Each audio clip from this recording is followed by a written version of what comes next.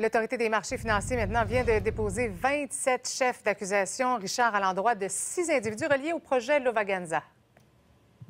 Oui, Marie-Christine, je me trouve actuellement chez un de ces investisseurs, de ces 650 investisseurs qui aurait donné au moins 8 millions de dollars à Lova-Ganza. Lova-Ganza qui se présentait comme une maison de production pour faire des films hollywoodiens avec de grandes vedettes d'Hollywood. Évidemment, aucun de ces films-là n'ont été tournés et c'est pourquoi aujourd'hui, on a des accusations pénales de l'AMF, des accusations pour placement sans prospectus, exercice illégal comme courtier, contravention à une décision du bureau de décision et révision, et aussi pour entrave.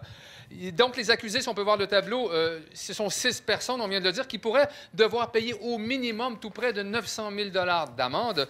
Marc-Éric Fortin, 112 chefs d'accusation, Karine Lamarre, sa conjointe, Mathieu Carignan, Louise Latrante, Céline Mauchamp et Maurice Lalonde.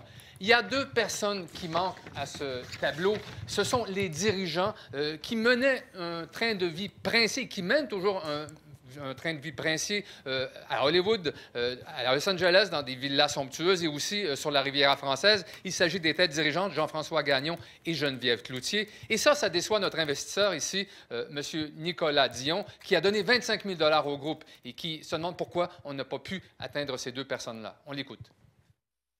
Je comprends qu'il y a une différence entre le côté légal et le côté moral, mais on le sait que c'est eux qui sont les têtes dirigeantes de tout ça.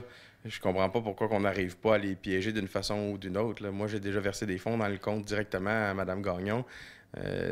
C'est pas une preuve, ça, que c'était pour de l'argent, de liquidité pour dépenser à gauche, à droite, dans l'espoir de tourner un film qui n'aura jamais lieu. Là. Mm-hmm.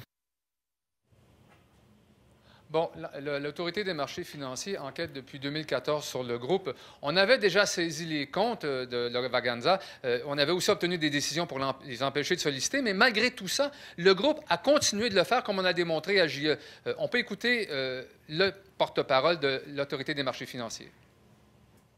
2 choses. Est-ce que c'est normal que malgré les ordonnances de blocage et les interdictions et le travail de conscientisation auprès du public investisseur de ne pas justement investir avec ces gens-là, que des gens l'aient fait? Est-ce que ça, c'est normal? Et deuxième chose, je vous dirais qu'il y a même des investisseurs aujourd'hui qui ne collaborent pas avec l'Autorité des marchés financiers, nous accusant jusqu'à un certain point d'être ceux qui sabotent le projet Lova-Ganza.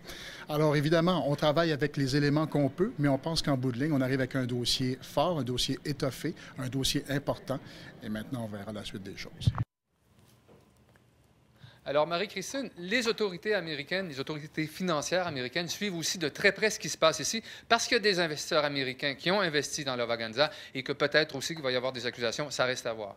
Merci beaucoup, Olivier. L'unité permanente anticorruption qui frappe à nouveau. Encore une fois chez Roche, la firme de